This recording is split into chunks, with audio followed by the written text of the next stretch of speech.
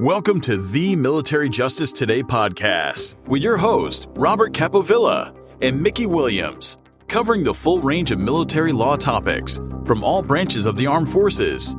Today's episode is made possible in part by the law firm of Capovilla and Williams. And now, let's welcome the hosts of the show, Rob and Mickey.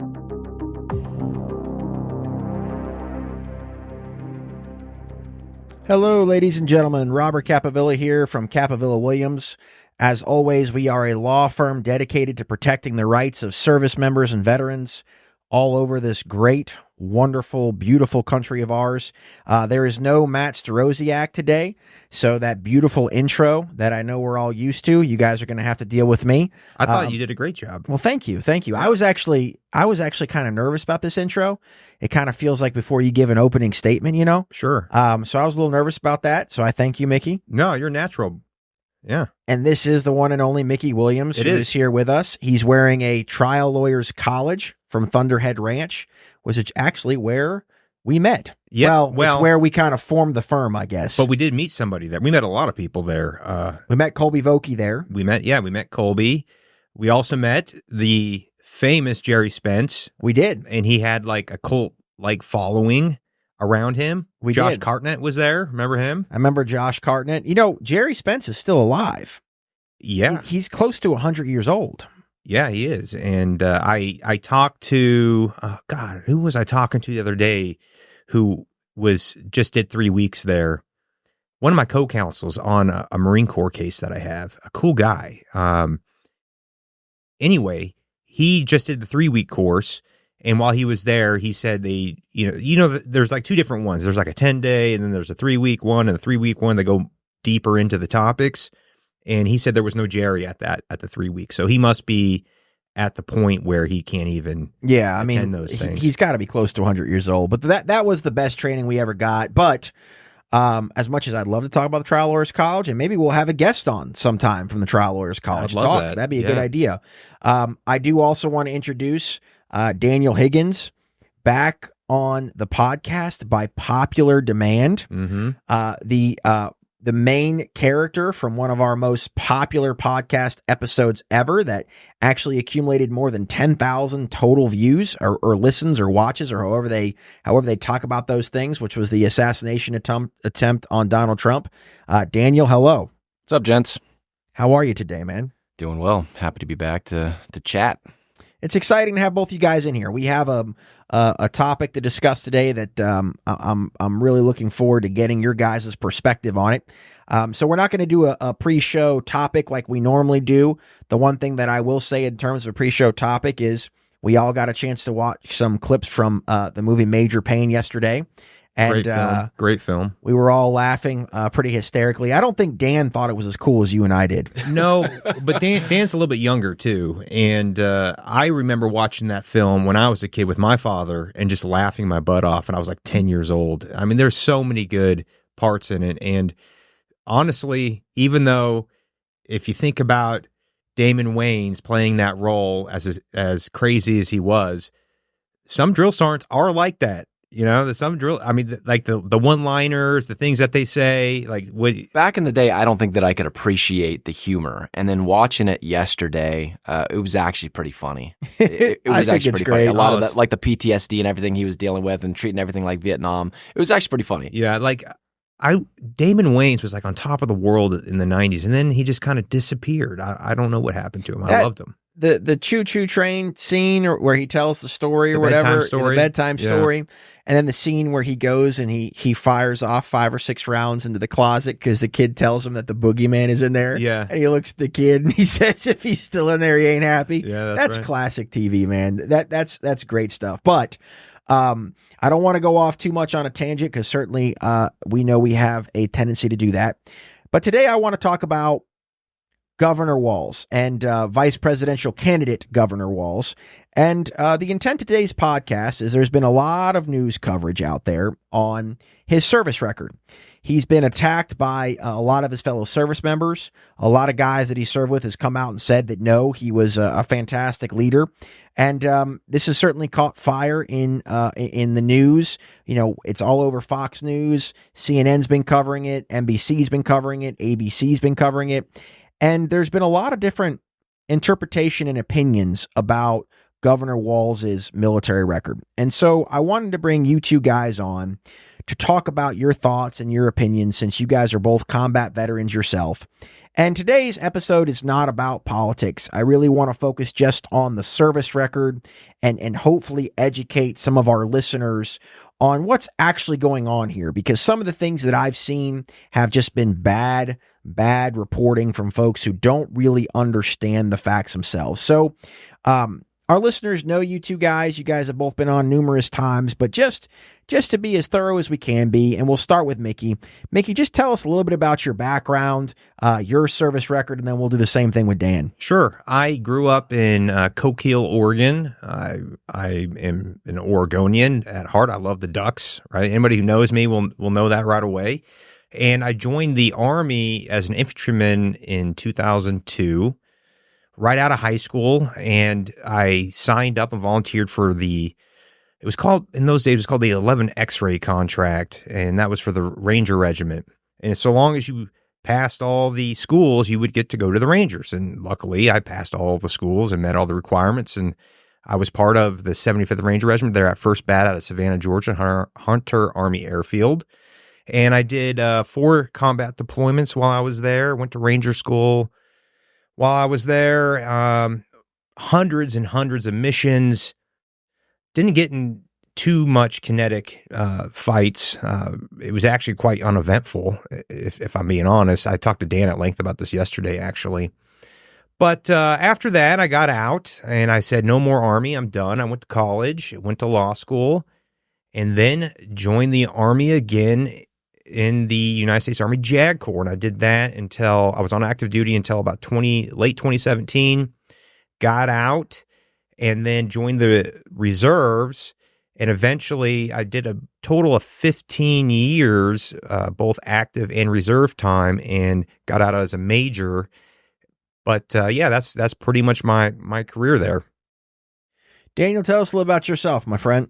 Yeah, I don't know if I'm as cool as Mickey, but you're cooler, dude. I joined in 2004. I did 10 years in the Army, a little over 10 years. I served as both an NCO and an officer, and I spent the majority of my time in the infantry and special operations. Come on, Dan, give us a little more than that. Don't be so humble.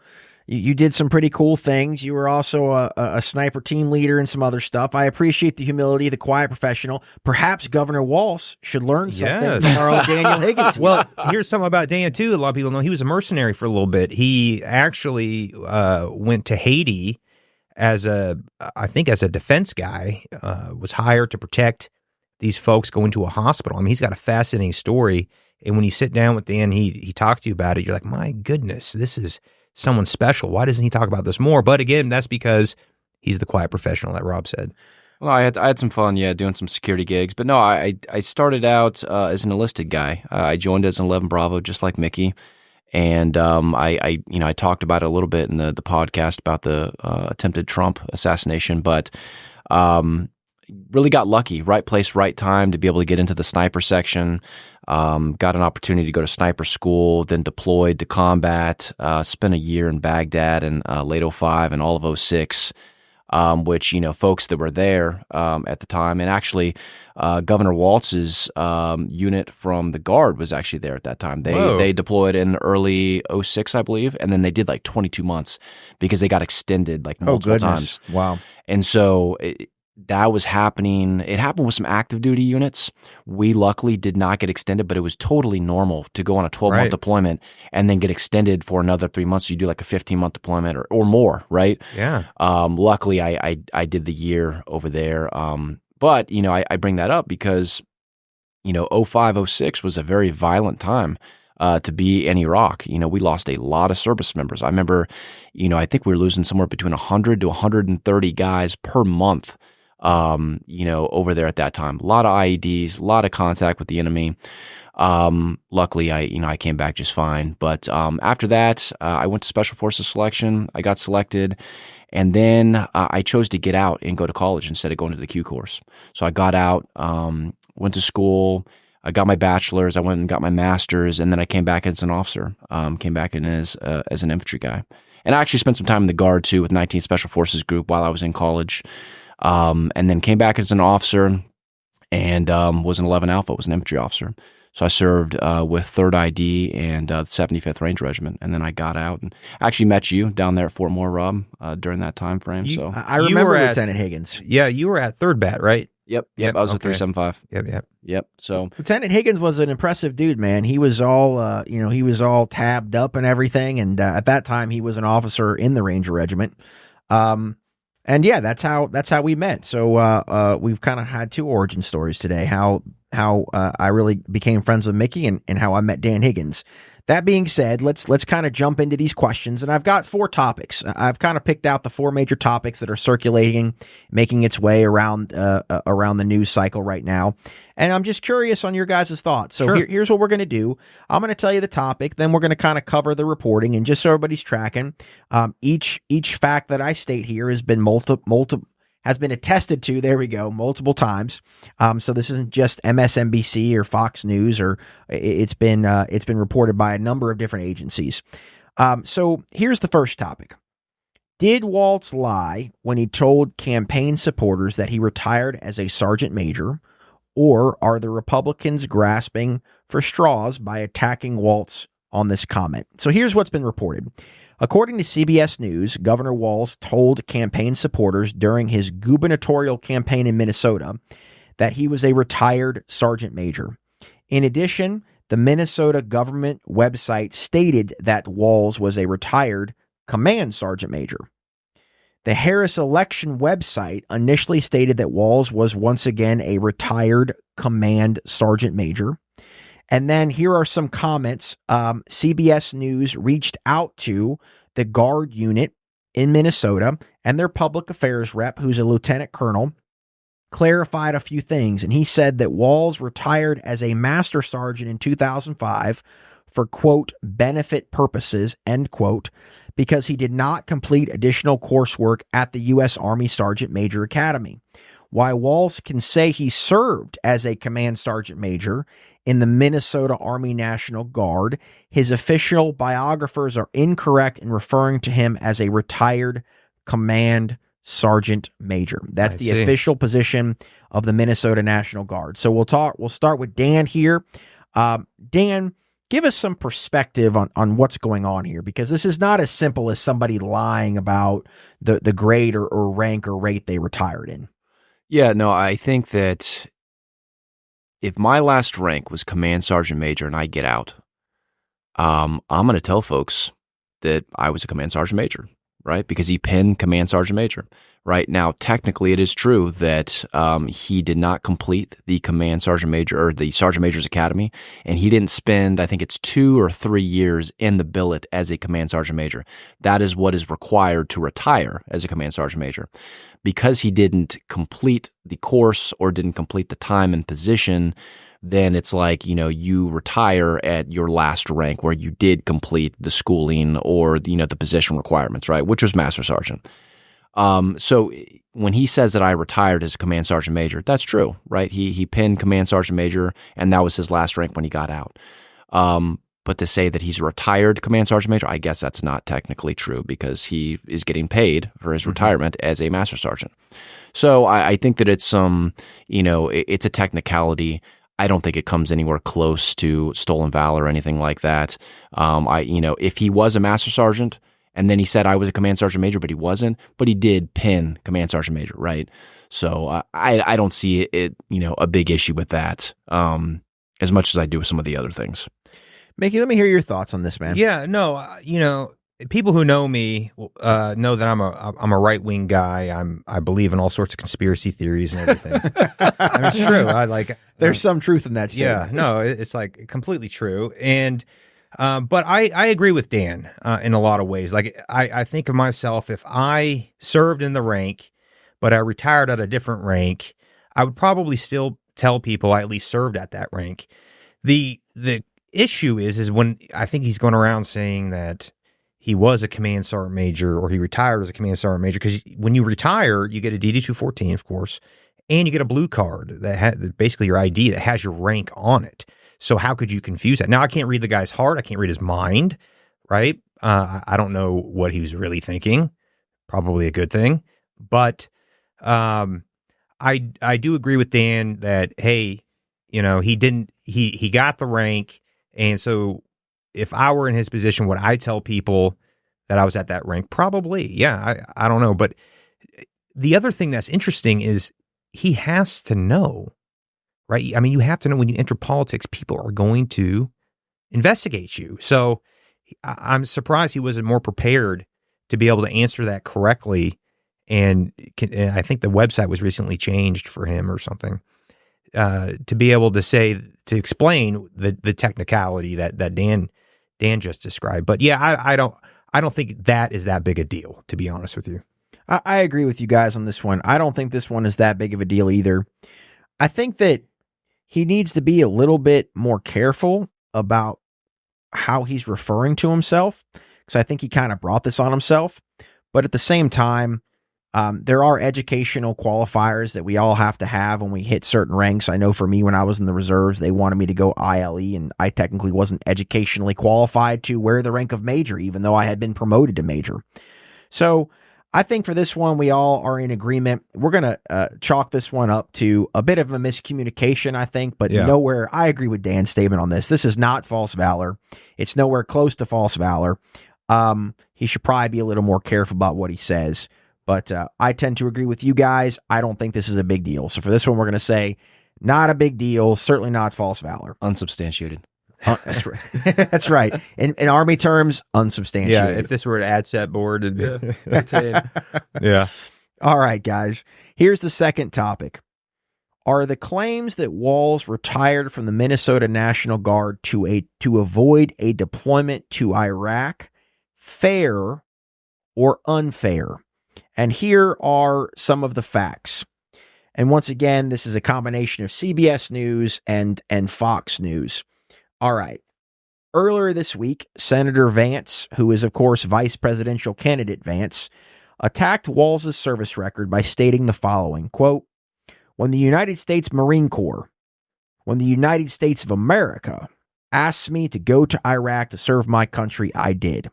I did what they asked me to do. I did it honorably, and I'm very proud of that service. He goes on to add, when Tim Walz was asked by his country to go to Iraq, you know what he did? ? He dropped out of the Army and allowed his unit to go without him. A fact that he's been criticized for aggressively by a lot of the people he served with. Additional reporting goes on to say this. The claims by Vance first gained prominence when Walz ran for governor of Minnesota in 2018. At that time, retired Army veterans Thomas Burhans and Paul Herr, who both served as command sergeant majors, posted on Facebook a lengthy letter accusing Walz of, quote, embellishing his military career and abandoning his troops ahead of a 2005 deployment to Iraq.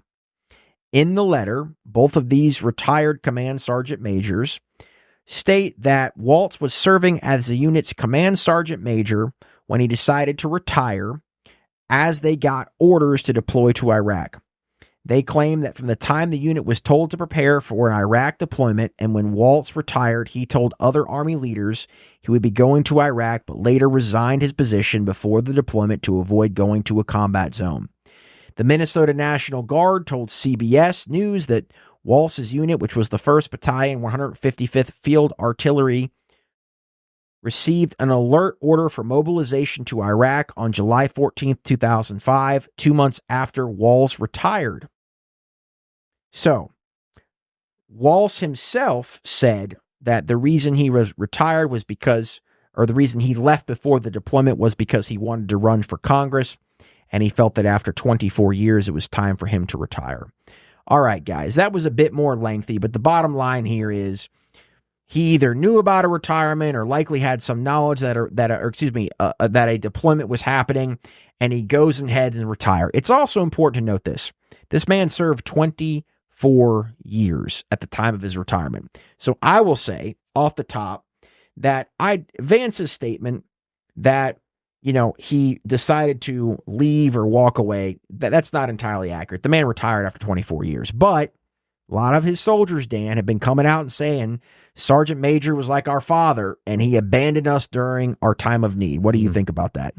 Well, first of all, I think that the fact that both Governor Walz and J.D. Vance both served their country and made that decision to serve, I think is commendable, right? They didn't have to do that. They chose to get in uniform. And so I think it's commendable. But I will say this.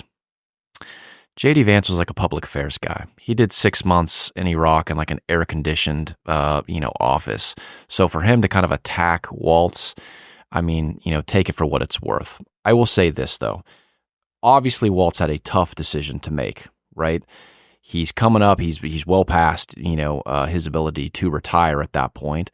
But I mean, yeah, you're in the position of Command Sergeant Major. Do you go forward? Even if they didn't have the orders to deploy at that point, he likely knew the orders were coming down, right? That they were getting ready to go. Right. So he probably knew, hey, we're going to Iraq, here in the next year or so. And so I think he had a tough decision to make, and he's going to have to live with that decision, for the rest of his life.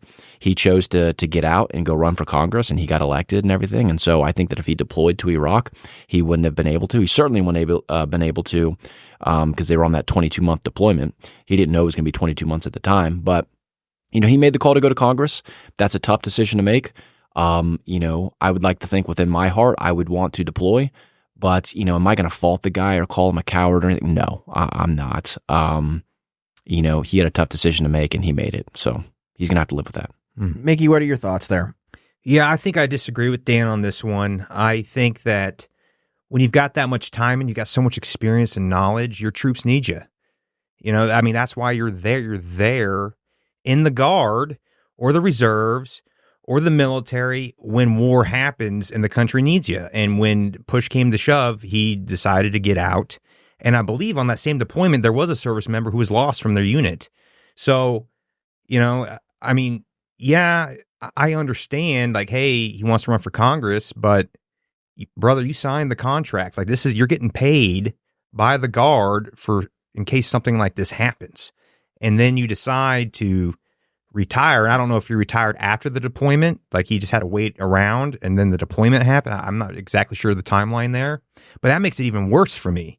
Like he's sitting in the rear, his guys are overseas and he's just waiting to retire. I know in my heart I couldn't do that. And if you're a guy who's got 18 years in, 19 years in, you don't have a choice. You're going, right? You're going because you can't file for retirement. You can't get out at that point. So, did he abandon them though? Yeah, I think he kind of did. That's my opinion. I just can't get over the fact that if you're a Command Sergeant Major, just like when I was in E5, when Sergeant Major came around, you locked up. Like that was the guy who'd been there, done it all, knew everything, certainly outranked you, but had so much experience and so much knowledge that you respected. And to hear that, just because he wants to further his career on the outside, meanwhile, the Guard is paying him for 24 years and now they want to cash that check. Hey, we've been paying you, training you.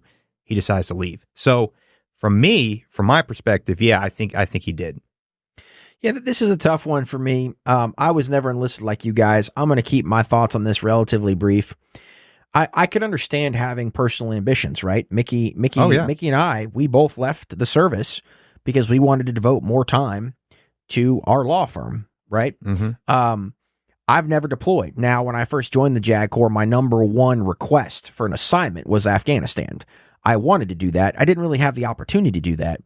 But I can understand why some of his guys are coming out now, especially after some of his comments about, I've done this. He's certainly using his service to try to get votes. Right. I can understand some of those guys being upset. I can understand some of those guys coming out, his fellow sergeant majors, saying, hey, this dude's not quite what you think he is. I think that's fair game. At the same time, to kind of go to Dan's point, 1% of us serve. And I don't know how much of that 1% serves until retirement, but the guy's got 24 years in. So J.D. Vance served in the Marine Corps. He deployed. We certainly have to admire and respect that. It's always difficult when you have two veterans battling about their service records, right? And neither one of them, are Pat Tillman, right? Neither one of them are guys who, like you two, actually saw combat. So I think this is a tough one. I think I side a little bit more with Mickey than I do Dan, but I think Dan's point is well taken too. All right, let's move on now to topic 3. In my opinion, this is the toughest one for Walz to defend, and I'm curious to hear where you guys come down on this. So this is topic 3. Did Walz lie when he said that he carried weapons into war? And here's the background. The Harris campaign released a video earlier this week of Walz addressing potential voters during his Minnesota gubernatorial campaign. In this video, he specifically says that he carried guns as weapons of war and that, quote, I carried them in war. And he was making a speech to argue about certain restrictions for gun owners and the purchase of weapons. Okay, that's the context here. So he said, hey, I'm a hunter. I've been around guns all my life. I was a soldier. And then he specifically says, I carried them in war. CBS News reviewed the deployment history for the Minnesota Army National Guard, which shows that in the fall of 2005, the 1st Battalion and 125th Field Artillery was mobilized in preparation for a deployment in support of Operation Iraqi Freedom. The battalion trained at Camp Shelby in Mississippi and deployed to Iraq as a motorized security task force. Obviously, they confirmed Governor Walz was not on that deployment and, as far as they know, never served in combat. Okay, Dan, you take it from here. What are your thoughts? And again, the question is, did he lie when he said he carried weapons into war? Or, I guess, was he just embellishing, perhaps? I don't know. I know that what he said is certainly not true, right? So I don't know what his intent was there. I don't know if it was an all-out lie or he just got carried away talking about guns and, he's making some argument for or against the Second Amendment. But what I do know is that he hasn't said that elsewhere, and I think that context matters. So, I think the important thing here today is that we separate, him from, other cases that we hear about, right? Guys that say, I was a Ranger, I was a SEAL, I did 12 deployments and I got 2 Silver Stars, and they got none of that, right? And, those guys are probably, they probably have mental health problems, right? And they just run with that and they tell that lie over and over and over. We don't see that here. Right? He says it once and then he never repeats it again. So I think that he probably misspoke. I don't know his heart, kind of like Mickey said. I would like to think that he misspoke and he wasn't deliberately misrepresenting actually going on a deployment. I know that he did, go forward to Italy and he was supporting, Operation Enduring Freedom, I think, with folks that were forward. And then there were some operations that were going across Europe at the time. So I guess, one, he didn't carry weapons in war. We're clear about that. So he definitely needs to correct that, right? He needs to come out and say, hey, I misspoke. I didn't actually carry weapons in war. I've trained for war. I've been forward in Europe and training folks and getting them ready and supporting them, everything. That's fine. But you need to correct that for sure.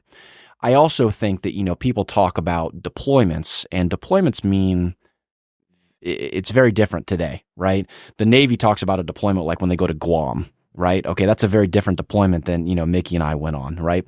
People talk about, a deployment to, especially for the National Guard, right? They talk about deployments to go down to assist with Hurricane Katrina, stuff like that, right? Crazy situation, but Djibouti. I think you go to Djibouti quite a bit too. Right. Anywhere, right? That's a deployment, right? Yeah. So I think there's a difference between a deployment and a combat deployment, right? A training deployment and a hurricane relief deployment, right? So I haven't heard him say that he deployed, right? He just said this comment, I carried weapons in war. He needs to correct that because that's not accurate.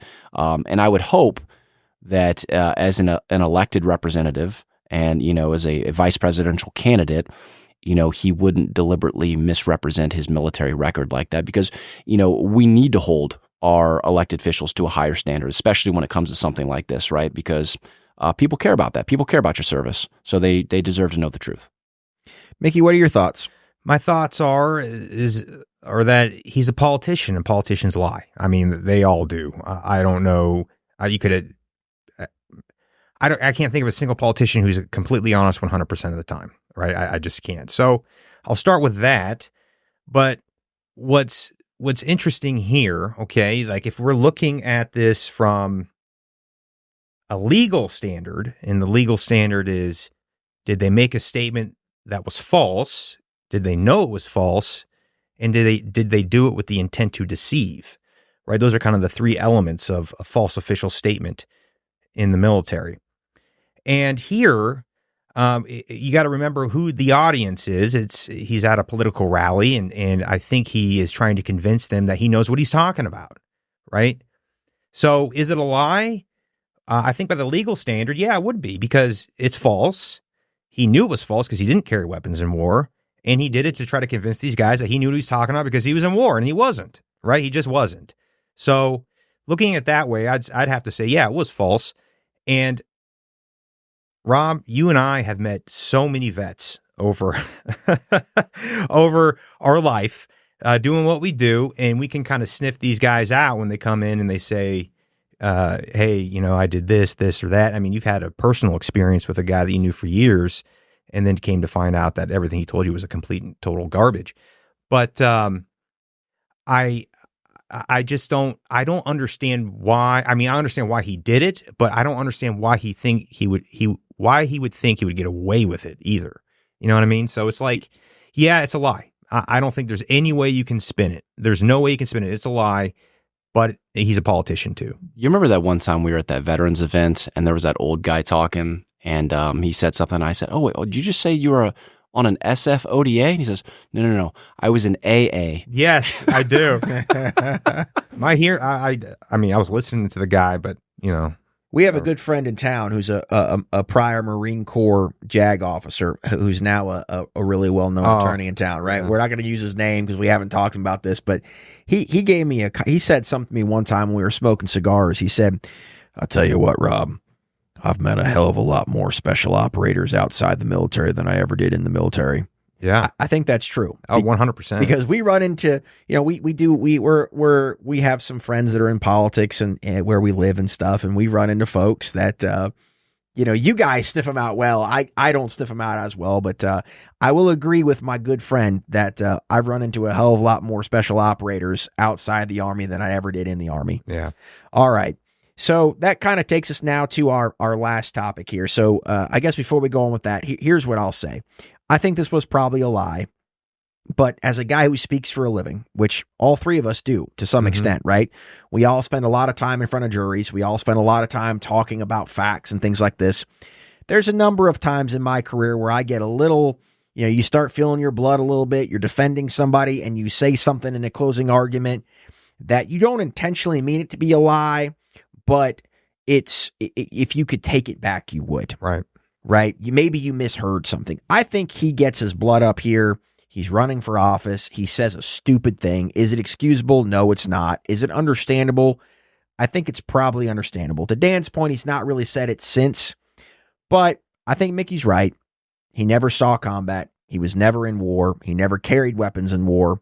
But I think, again, to attack him on this and to make this statement undermine his credibility as a service member is probably a bridge too far. But it was a lie. Well, I agree, but I would push back just a little bit. And if he wasn't making such a big deal about the fact that he did all that time in the Guard, it wouldn't be that big of a deal. I think that's a great point. He does not shy away from using his military service to back up half the things he says on the campaign trail either.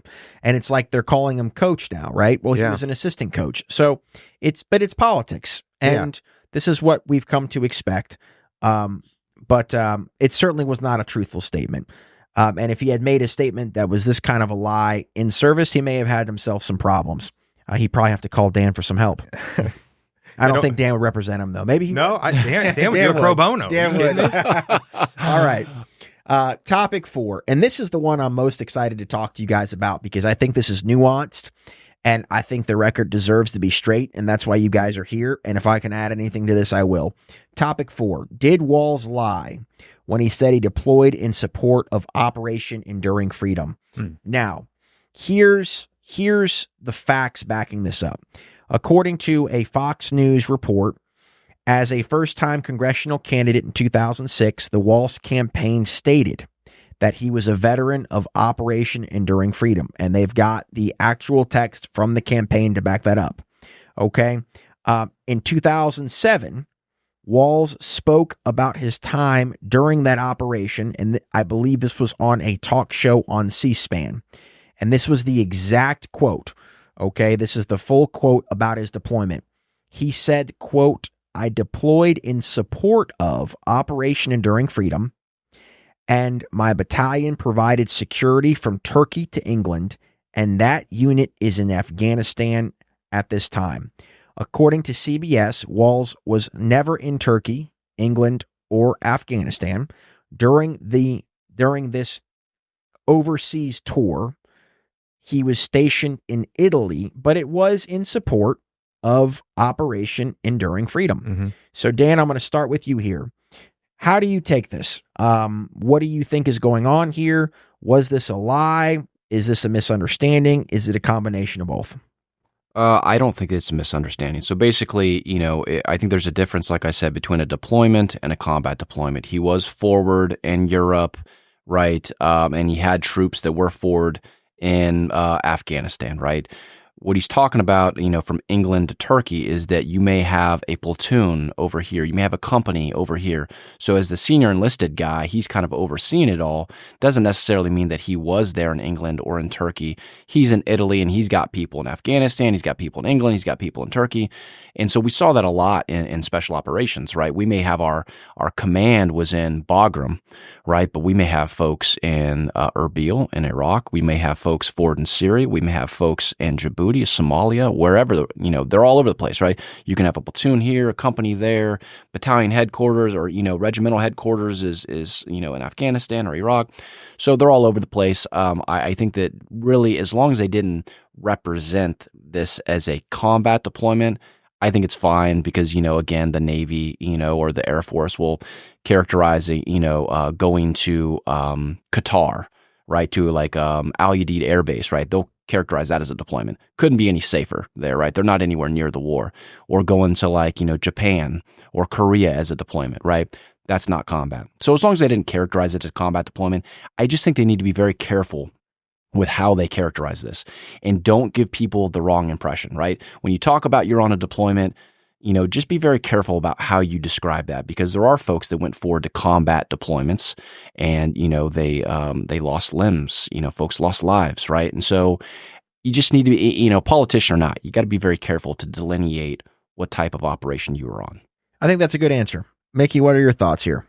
I think it's a good answer. I think it's a political answer too. I mean, listen, the guy is making the statement to give the impression that he served in Afghanistan. I mean, why else would they even mention he served on a deployment in support of OEF, right?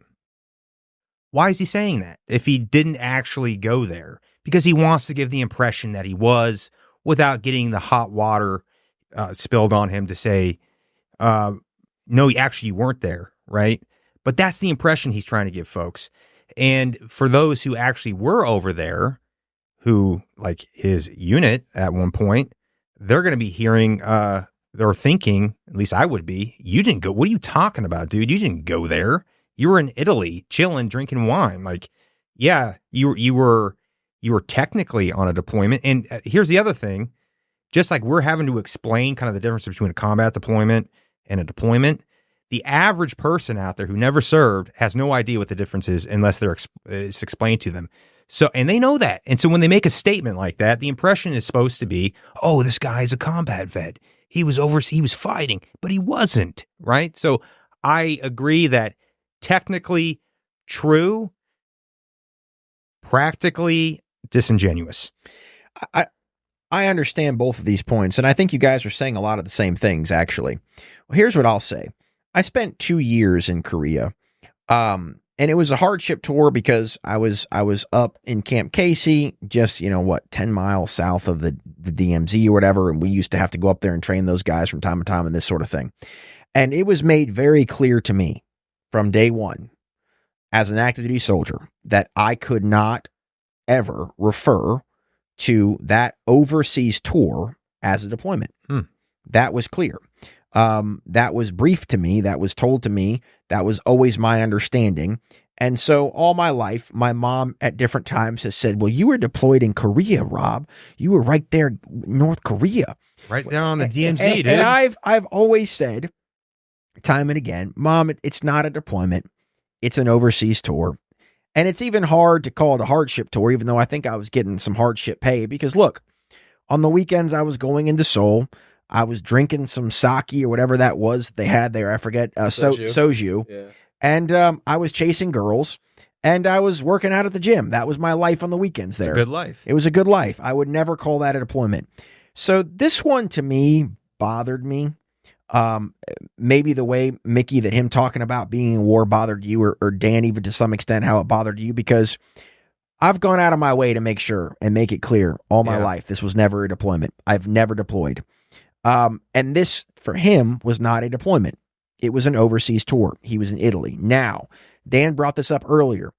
The Navy calls these deployments, and they're allowed to. That is part of their culture. When they are on when they go overseas, they call it deployments, right?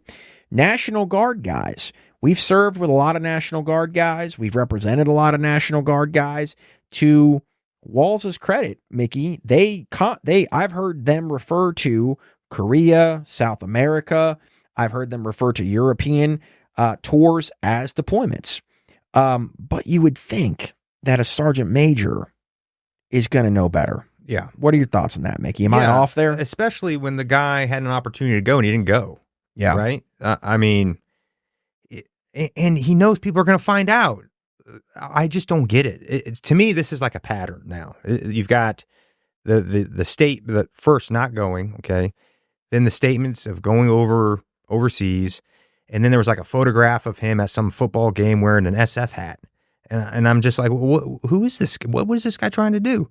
You know? And like I said, I can't read his mind. I can't read his heart. I'm just going off kind of what I've seen reported. And it could all be, I could be completely wrong. All right, I'm going to say that right now. But just based off what's been reported, it seems like a pattern. And if he's lying about this stuff, what else might he be lying about, you know? Dan, am I being unfair when I bring up those points? Because I'm trying to be, obviously our listeners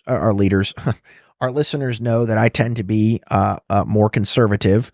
I think when they listen to the Matt Lohmeyer podcast that's coming out, or that may already be out by the time this is released, they're going to kind of get a better sense for my politics. But I am also a middle of the road guy. I have voted Democrat for president in my life. I voted mostly Republican, but I have absolutely voted on the left side before. Am I being too tough on him? No, I don't think so. I think that regardless of where you stand, as a Democrat or Republican, I think that you need to hold our elected leaders accountable. And I think that essentially what this is a politician trying to make his military service sound as good as possible to give him credibility on certain topics, right? So whether he deliberately misrepresented something, whether he embellished something, whether he tried to make something sound cooler than it was, I don't know. Because again, I don't know his heart either. I just think that he needs to be very, very careful. And so does everyone else putting themselves in the public spotlight about their service and about what they actually did. Well, listen, I appreciate Mickey and Dan. I appreciate both you guys very much. You guys are certainly part of the 1%, and you were up near the tip of the spear of the 1%. And, that's certainly something to be admired. I know that I do. I admire both you guys and your service, and I think this was a really great episode. On a closing note, here's what I'll say about this. Let's honor our veterans. Mm-hmm. Whether they served in combat or not, let's honor our veterans. And also be careful when you see just the 2-second clips, right? If you're going to question somebody's service, and when you're a Tim Walz and you put yourself in the limelight, it's 100% fair to do that. Just make sure you're actually looking at the facts. And that's why we had this episode. That's why we did this, because I thought it was really important to kind of dig into what was going on here. Because if you turn on MSNBC, he's John Rambo. If you turn on Fox News, he's basically equivalent to a draft dodger who was some kind of a bum. And the truth is probably somewhere in the middle. Right. So thank you to all of our veterans. Thank you to all of our listeners. This is Robert Capavilla closing out another episode of Military Justice Today. See everybody next time. Thanks, Rob.